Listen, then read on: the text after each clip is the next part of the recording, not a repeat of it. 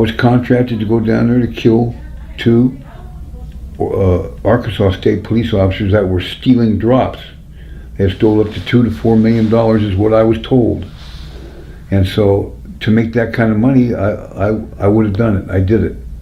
I'm guilty. But that's not the way it happened, you know. There ended up being, I was there at the drop site. The drop landed.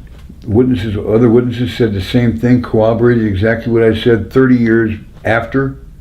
Witnesses came forward and said they seen the kids being beat up by a couple of cops, taken back where the area by the tracks. The drop was right by or near the tracks, maybe 100 feet, 120 feet. Went to the tracks, were on the tracks using the phone when we seen the kids. Kids took out.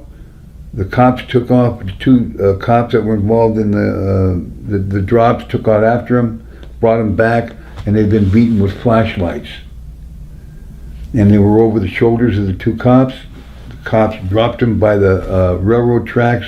I was up on the tracks, and I didn't do it, but I was there, so I'm an accomplice. It doesn't make no difference. They took and threw them up on the track. So why were the kids were just accidental witnesses? Is that the issue with the kids? That's right. They were just in the wrong place at the wrong time. I guess they were deer spotlighting.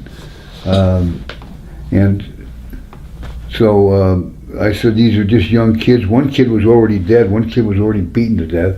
And Kevin Ives was a kid that was alive. And he said, you don't want to leave no witnesses. I said, well, it was a clean drop. I said, there was nothing taken at the drop site. And so I didn't want the kid to get killed. And one of the cops took the butt of the rifle and butted him in the back of the head and split his head. Boom, I just split him right in 2. Killed him instantly. Threw him up on the tracks by the hair and the crotch. They were handcuffed behind their back when they came back. And then I was told, and I did, put him between the tracks. But the tracks... You didn't actually see them put the kids on the tracks? I helped put the kids on the tracks. No, I was there. Okay. I helped.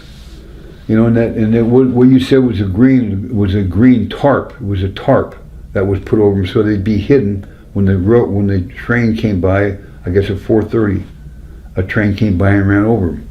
And they said they fell asleep because of, like you said, pot. Had nothing to do with pot. You know, they were already dead. They'd been murdered.